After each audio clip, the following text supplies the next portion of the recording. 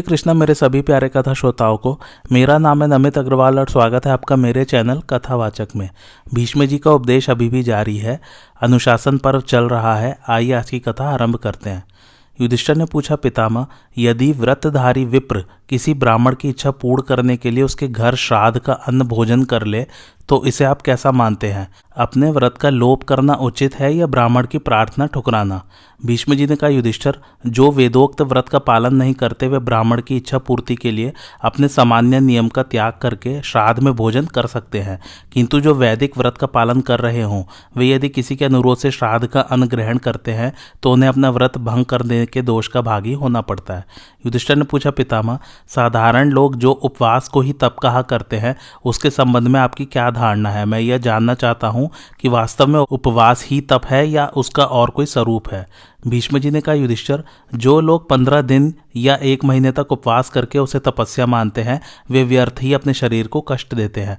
वास्तव में केवल उपवास करने वाले न तपस्वी हैं न धर्मज्ञ। त्याग का संपादन ही सबसे उत्तम तपस्या है। ब्राह्मण को सदा उपवासी, ब्रह्मचारी, मुनि और वेदों का स्वाध्यायी होना चाहिए। धर्म पालन की इच्छा से ही उसको स्त्री आदि कुटुंब का संग्रह करना चाहिए, विषय भोग के लिए नहीं। ब्राह्मण को उचित है कि वह सदा जागृत रहे, मांस कभी न खाए, पवित्र भाव से वेद का पाठ करे, सदा सत्य भाषण करे और इंद्रियों को संयम में रखे। उसको सदा अमृताशी, विघसाशी और अतिथि प्रिय होना चाहिए। युधिष्ठिर ने पूछा, पितामह, ब्राह्मण सदा उपवासी, ब्रह्मचारी, विघसाशी और अतिथि प्रिय कैसे हो सकता है? भीष्म जी ने कहा, बेटा, जो मनुष्य केवल प्रातःकाल और सायकाल में ही भोजन करता है, बीच में कुछ नहीं खाता, उसे सदा उपवासी समझना चाहिए। सदा दान देने वाला पुरुष सत्यवादी ही समझने योग्य है।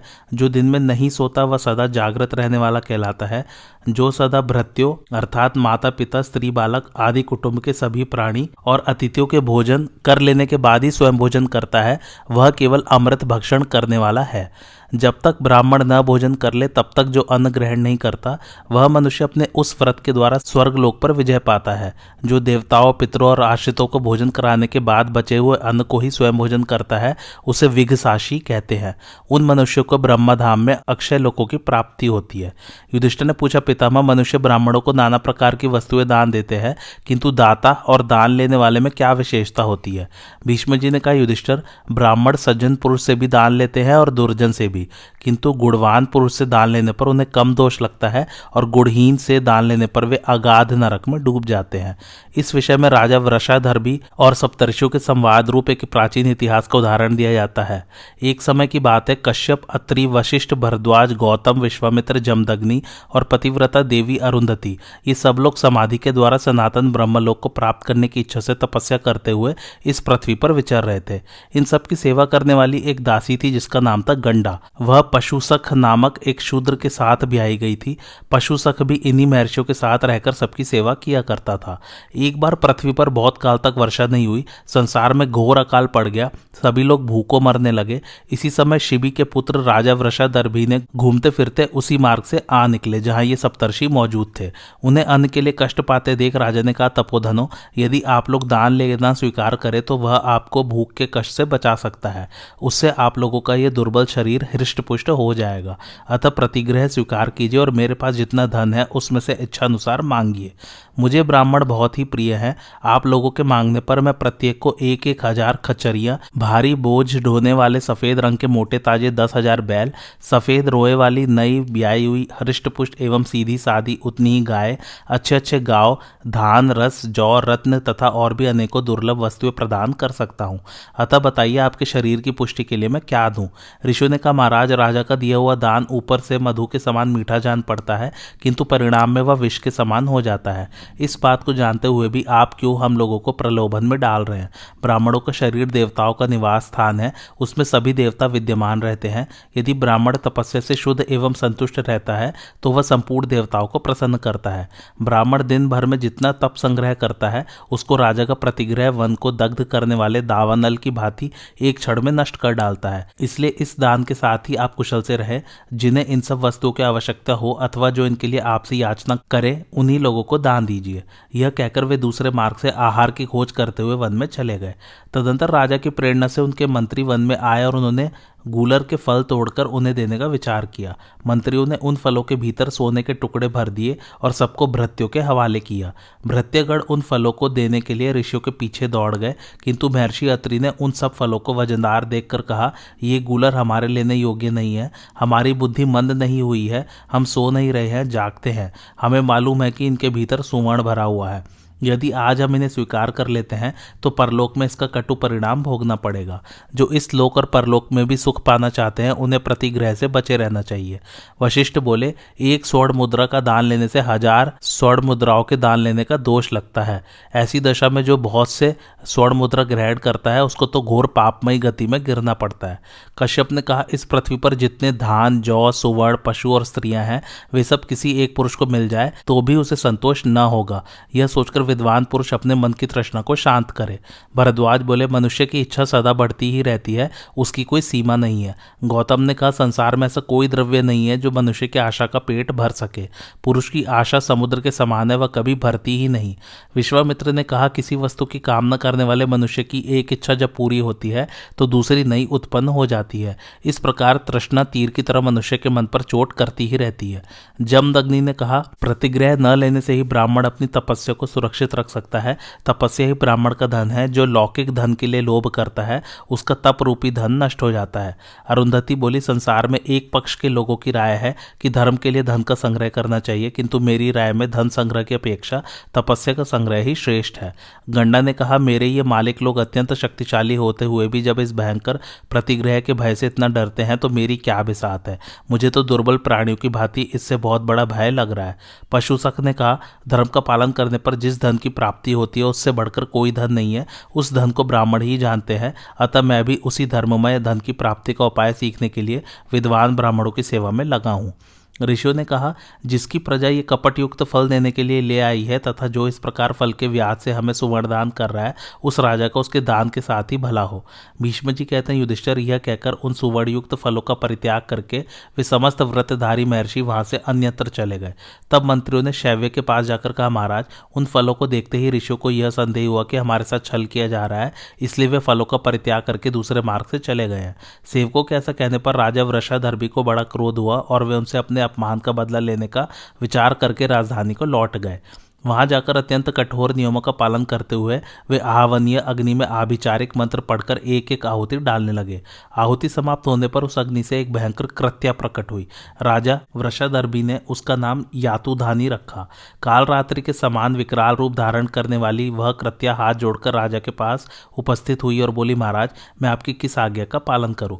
राजा ने कहा, यातुधानी, तुम यहाँ से वन में जाओ और वहां अरुंधति सहित 7 ऋषियों का, उनकी दासी का और उस दासी के पति का भी नाम पूछकर उसका तात्पर्य अपने मन में धारण करो। इस प्रकार उन सबके नामों का अर्थ समझकर उन्हें मार डालो। उसके बाद जहां इच्छा हो चली जाना। राजा की आज्ञा पाकर यातुधानी ने तथास्तु कहकर इसे स्वीकार किया और जहां वे महर्षि विचरा करते थे उस वन में चली गई। वहां अत्रि आदि महर्षि फल मूल का आहार करते हुए घूम रहे थे। उन सबके निश्चय और कार्य एक से थे और वे उस वन में विचरते हुए फल मूलों का संग्रह कर रहे थे। घूमते फिरते किसी समय उन्हें एक सुंदर तालाब दिखाई पड़ा जिसका जल बड़ा ही पवित्र और स्वच्छ था। उसके चारों किनारों पर सघन वृक्षों की पंक्ति शोभा पा रही थी। पोखरे के भीतर सुंदर कमल खिले हुए थे और अनेकों प्रकार के पक्षी उसके जल का सेवन करते थे। उसमें प्रवेश करने के लिए एक ही दरवाजा था। उसके घाट और सीढ़ियां बहुत सुंदर बनी थी तथा वहां काई और कीचड़ का नाम भी नहीं था। राजा वृषाधर्मी की भेजी हुई भयानक आकार वाली यातुधानी उस तालाब की रक्षा कर रही थी। तालाब देखकर वे महर्षि मृणाल लेने के लिए पशुसख के साथ वहां आए और सरोवर के तट पर उस विकराल राक्षसी को खड़ी देखकर बोले, तुम कौन हो और किस लिए यहाँ अकेली खड़ी हो? यहाँ तुम्हारे आने का क्या प्रयोजन है? इस सरोवर के तट पर रहकर तुम कौन सा कार्य सिद्ध करना चाहती हो?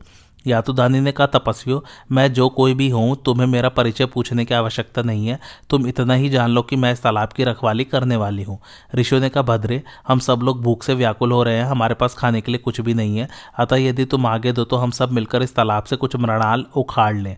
यातुधानी बोले, ऋषियों, एक शर्त पर तुम इस तालाब से इच्छानुसार मृणाल ले सकते हो। एक एक आदमी आकर अपना नाम बताओ और कमल की नाल ले लो। देर करने की आवश्यकता नहीं है। भीष्म जी कहते हैं, उसकी बात सुनकर महर्षि अत्रि यह समझ गए कि यह राक्षसी कृत्य है और हम सब ऋषियों का वध करने की इच्छा से यहाँ आई हुई है। तथापि भूख से व्याकुल होने के कारण उन्होंने इस प्रकार उत्तर दिया, कल्याणी, काम आदि शत्रुओं से त्राण करने वाले को अरात्रि कहते हैं और अत अर्थात मृत्यु से बचाने वाला अत्रि कहलाता है। इस प्रकार मैं ही अरात्रि होने के कारण अत्रि हूँ। जब तक जीव को एकमात्र परमात्मा का ज्ञान नहीं होता तब तक की अवस्था रात्रि कहलाती है। उस अज्ञान अवस्था से रहित होने के कारण भी मैं अरात्रि एवं अत्रि कहलाता हूँ। संपूर्ण प्राणियों के लिए अज्ञात होने के कारण जो रात्रि के समान है, उस परमात्म तत्व में मैं सदा जागृत रहता हूँ, अतः वह मेरे लिए अरात्रि के समान है। इस व्युत्पत्ति के अनुसार ही मैं अरात्रि और अत्रि अर्थात ज्ञानी नाम धारण करता हूँ। यही मेरे नाम का तात्पर्य समझो। यातुधानी बोली, तेजस्वी महर्षि, आपने जिस प्रकार अपने नाम का तात्पर्य बताया है उसका मेरी समझ में आना कठिन है। अच्छा, अब आप तालाब में उतरिए। वशिष्ठ ने कहा, मेरा नाम वशिष्ठ है। सबसे श्रेष्ठ होने के कारण लोग मुझे वरिष्ठ भी कहते हैं। मैं गृहस्थ आश्रम में वास करता हूँ, अतः वशिष्ठता अर्थात ऐश्वर्य, संपत्ति और वास के कारण तुम मुझे वशिष्ठ समझो। यातुधानी बोली, मुने, आपने जो अपने नाम की व्याख्या की है उसके तो अक्षरों का भी उच्चारण करना कठिन है। मैं इस नाम को नहीं याद रख सकती। आप जाइए, तालाब में प्रवेश कीजिए। कश्यप ने कहा, यातुधानी, कश्य नाम है शरीर का, जो उसका पालन करता है उसे कश्यप कहते हैं। मैं प्रत्येक कुल अर्थात शरीर में अंतर्यामी रूप से प्रवेश करके उसकी रक्षा करता हूँ, इसलिए कश्यप हूँ। कु अर्थात पृथ्वी पर वम यानी वर्षा करने वाला सूर्य भी मेरा ही स्वरूप है, इसलिए मुझे कुवम भी कहते हैं। मेरे देह का रंग काश के फूल की भांति उज्जवल है, अतः मैं काश्य नाम से भी प्रसिद्ध हूँ। यही मेरा नाम है, इसे तुम धारण करो। यातुधानी बोली, महर्षि, आपके नाम का तात्पर्य समझना मेरे लिए बहुत कठिन है। आप भी कमलों से भरी हुई बावड़ी में जाइए।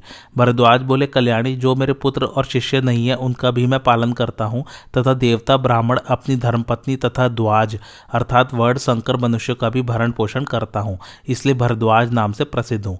यातुधानी बोली, मुनिवर, आपके नामाक्षर का उच्चारण करने में भी मुझे क्लेश शांत पड़ता है, इसलिए मैं इसे धारण नहीं कर सकती। जाइए, आप भी सरोवर में उतरिए।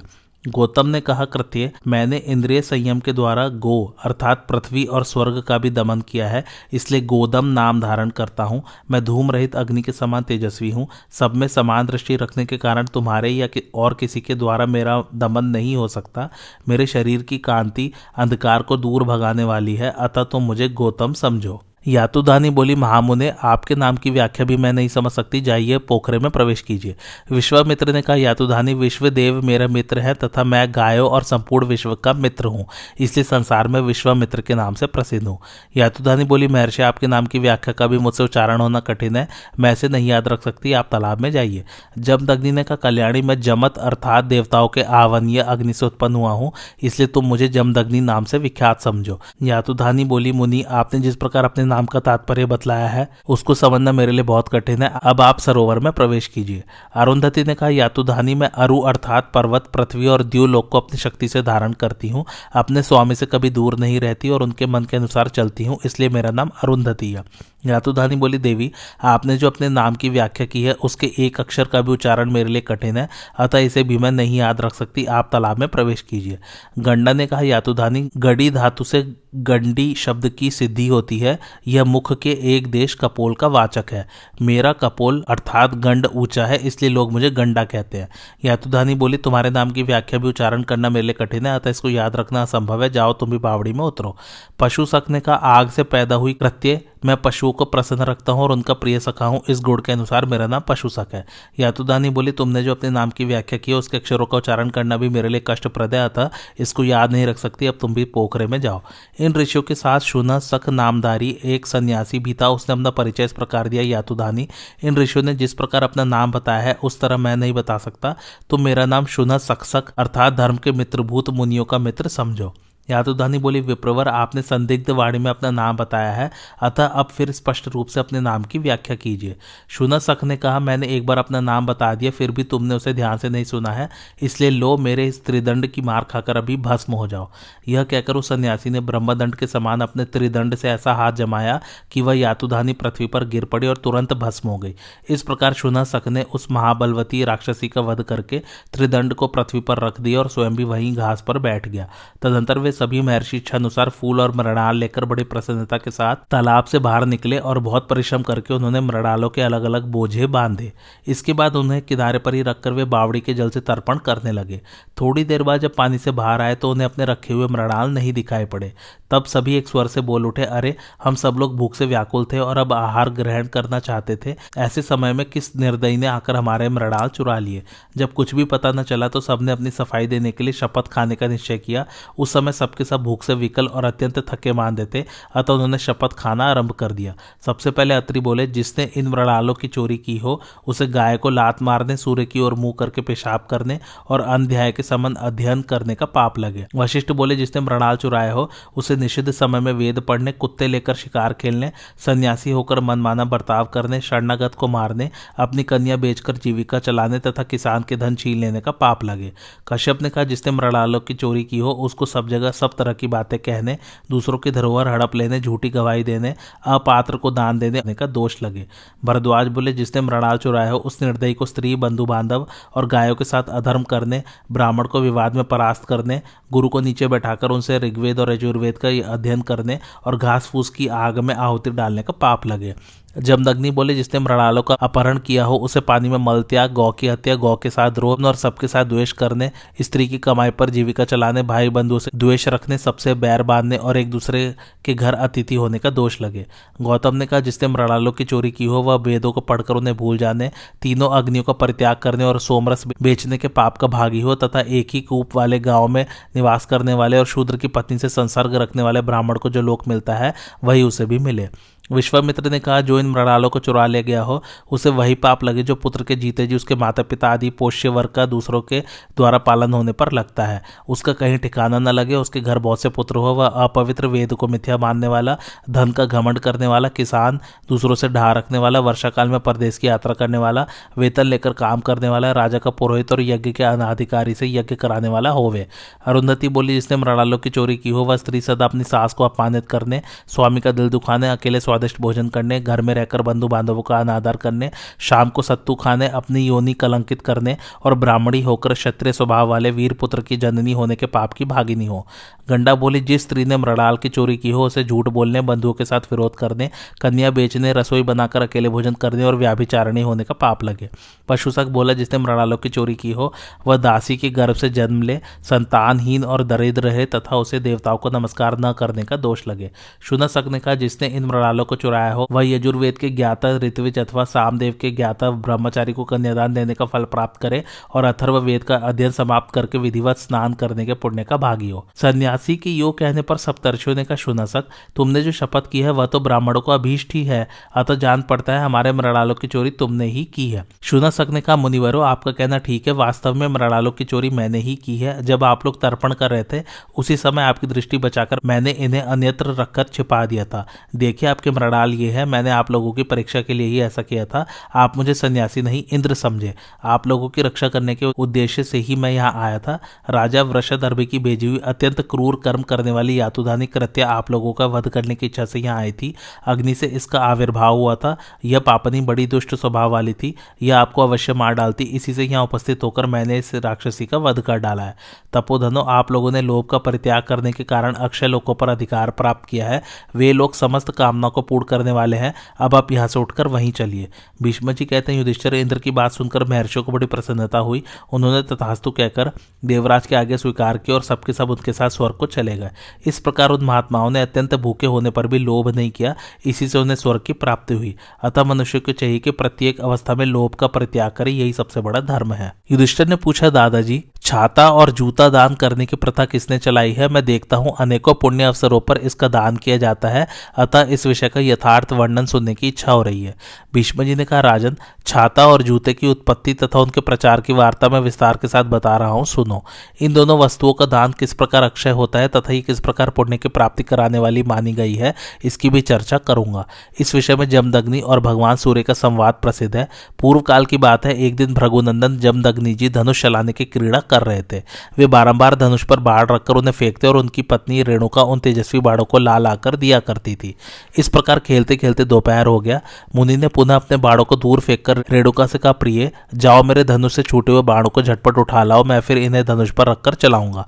आज्ञा पाकर रेणुका चल दी। सूर्य की कड़ी धूप से उसका मस्तक गर्म हो उठा, तपी हुई भूमि पर उसके पैर जलने लगे, अतः वह एक वृक्ष की छाया में जाकर खड़ी हो गई। किंतु उसे स्वामी के शाप का डर लगा हुआ था, इसलिए वहां घड़ी भर से अधिक न ठहर सकी। पुनः बाढ़ लेने के लिए आगे बढ़ गई। जब बाढ़ लेकर लौटी तो बहुत खिन्न हो रही थी। पैरों के जलने से जो दुख होता था उसको उसको किसी तरह सहती और भय से थरथर कांपती हुई वह पति के पास आई। उस समय महर्षि कुपित होकर बारंबार पूछने लगे, रेणुके तुम्हारे आने में इतनी देर क्यों हुई? रेणुका बोली, तपोधन मेरा सिर तप गया, पैरों में जलन होने लगी, सूर्य के प्रचंड तेज से आगे बढ़ने का साहस न हुआ, इसलिए थोड़ी देर तक वृक्ष की छाया में खड़ी होकर विश्राम लेने लगी थी। यही कारण है कि आपकी आज्ञा का पालन करने में विलंब हुआ, अतः आप मुझ पर क्रोध न करें। जमदग्नि ने कहा, प्रिय जिसने तुझे कष्ट पहुंचाया है उस प्रचंड सूर्य को आज मैं अपने बाड़ों से मार गिराऊंगा।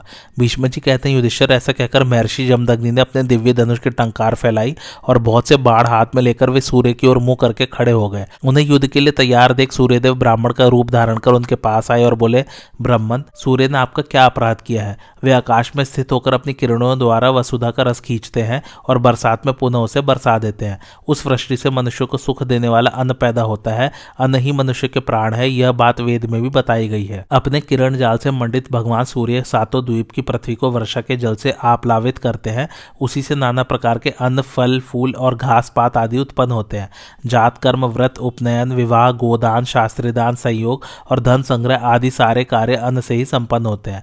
इस बात को आप भी जानते हैं। भला सूर्य को मार गिराने से आपको क्या लाभ होगा? अतएव मैं प्रार्थना पूर्वक आपको प्रसन्न करना चाहता हूँ, कृपया सूर्य को नष्ट करने का संकल्प छोड़ दीजिए। सूर्यदेव की यो प्रार्थना करने पर भी अग्नि के समान तेजस्वी जमदग्नि मुनि का क्रोध शांत नहीं हुआ। वे कहने लगे, मैं ज्ञान दृष्टि से पहचान गया हूँ, तुम ही सूर्य हो, अतः आज दंड देकर तुम्हें अवश्य ही विनय सिखाऊंगा। इसमें तनिक भी संदेह नहीं कि अपने बाड़ों से तुम्हारे शरीर के टुकड़े टुकड़े कर डालूंगा। सूर्य ने कहा, ब्रह्मर्षि आप धनुषधारियों में श्रेष्ठ हैं, अवश्य ही मेरे शरीर के टुकड़े कर सकते हैं। यद्यपि मैं आपका अपराधी हूं तो भी इस समय आपकी शरण में आया हूं, ऐसा समझकर मेरी रक्षा कीजिए। यह सुनकर महर्षि जमदग्नि हंस पड़े और कहने लगे, सूर्यदेव अब तुम्हें भय नहीं मानना चाहिए, क्योंकि मेरी शरण में आ गए हो। जो शरण में आए हुए को मारता है उसे गुरु पत्नी गमन, ब्रह्मा हत्या और मदिरा पान का पाप लगता है। तात इस समय तुम्हारे द्वारा जो अपराध हुआ है उसका समाधान सोचो, अर्थात तुम्हारी किरणों के ताप से मनुष्य की रक्षा कैसे हो उसका कोई उपाय बतलाओ।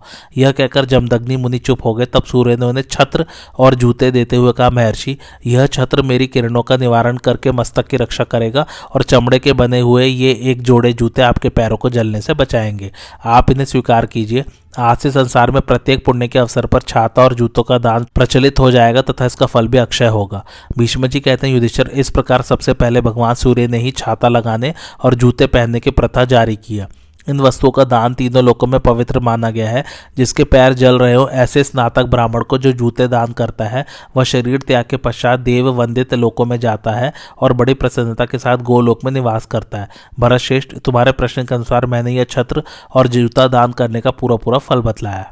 युधिष्ठिर ने पूछा, पितामह सभी वर्णों के और म्लेच्छ जाति के लोग भी उपवास में मन लगाते हैं, किंतु इसका कारण समझ में नहीं आता। सुना जाता है कि ब्राह्मण और क्षत्रियों को नियमों का पालन करना चाहिए, परंतु उपवास करने से उनके किस प्रयोजन की सिद्धि होती है यह नहीं जान पड़ता। आप कृपा करके हमें संपूर्ण नियमों और उपवासों की विधि बताइए। उपवास करने वाले मनुष्य को क्या गति मिलती है इसका भी वर्णन कीजिए। कहते हैं उपवास बहुत बड़ा पुण्य है और उपवास सबसे बड़ा आशय है। अतः मैं जानना चाहता हूँ कि उपवास करके मनुष्य को किस फल की प्राप्ति होती है, किस कर्म के द्वारा पाप से छुटकारा मिलता है और क्या करने से धर्म का पालन होता है।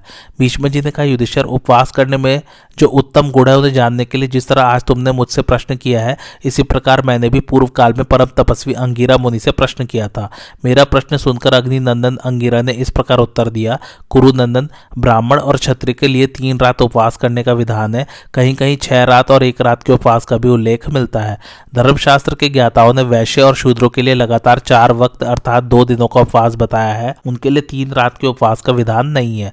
यदि मनुष्य पंचमी, षष्ठी और पूर्णिमा के दिन अपने मन और इंद्रियों को काबू में रखकर उपवास अथवा 1 वक्त भोजन करे तो वह क्षमावान, रूपवान और विद्वान होता है। उसे कभी संतानहीन और दरिद्र होने का अवसर नहीं आता। जो पुरुष अष्टमी तथा कृष्ण पक्ष की चतुर्दशी को उपवास करता है वह निरोग और बलवान होता है। जो प्रतिदिन सवेरे और शाम को ही भोजन करता है, बीच में जल तक नहीं पीता तथा सदा अहिंसा परायण होकर नित्य अग्निहोत्र करता है, उसे 6 वर्षों में सिद्धि प्राप्त हो जाती है तथा वह अग्निष्ठोम यज्ञ का फल प्राप्त करता है। इसमें तनिक भी संदेह की बात नहीं है। यही नहीं, वह विमान पर बैठकर ब्रह्मलोक में जाता है और वहां 1000 वर्षों तक सम्मान पूर्वक निवास करता है। फिर पुण्य क्षीण होने पर इस लोक में आकर महत्वपूर्ण स्थान प्राप्त करता है। और जो पुरुष पूरे 1 वर्ष तक प्रतिदिन 1 बार भोजन करता है वह अतिरात्र यज्ञ के फल को प्राप्त होता है तथा 10,000 वर्ष तक स्वर्ग में रहता है। फिर वहां से लौटने पर महत्वपूर्ण स्थान प्राप्त करता है।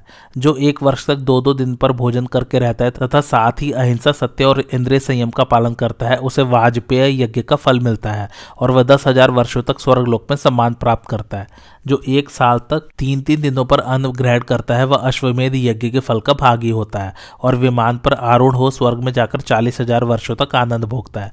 जो मनुष्य 4 दिनों पर भोजन करता हुआ 1 वर्ष तक जीवन धारण करता है उसे गवामय यज्ञ का फल मिलता है तथा वह 50,000 वर्षों तक स्वर्ग में सुख भोगता है। जो एक पक्ष का उपवास करके वर्ष भर तपस्या करता है उसको 6 मास तक अनशन करने का फल मिलता है और वह 60,000 वर्षों तक स्वर्ग में निवास करता है। जो 1 वर्ष तक प्रतिभा से 1 बार जल पीकर रहता है उसे विश्वजित यज्ञ का फल मिलता है और वह 70,000 वर्षों तक स्वर्ग में आनंद का अनुभव करता है। 1 महीने से अधिक का उपवास किसी को नहीं करना चाहिए। जो बिना रोग व्याधि के अनशन व्रत करता है उसे पद पद पर यज्ञ का फल मिलता है, इसमें तनिक भी संदेह नहीं है। ऐसा पुरुष दिव्य विमान पर बैठकर स्वर्ग में जाता है और वहां 1 लाख वर्षों तक आनंद भोगता है। दुखी अथवा रोगी मनुष्य भी यदि उपवास करता है तो वह 1 लाख वर्षों तक सुखपूर्वक स्वर्ग में निवास करता है।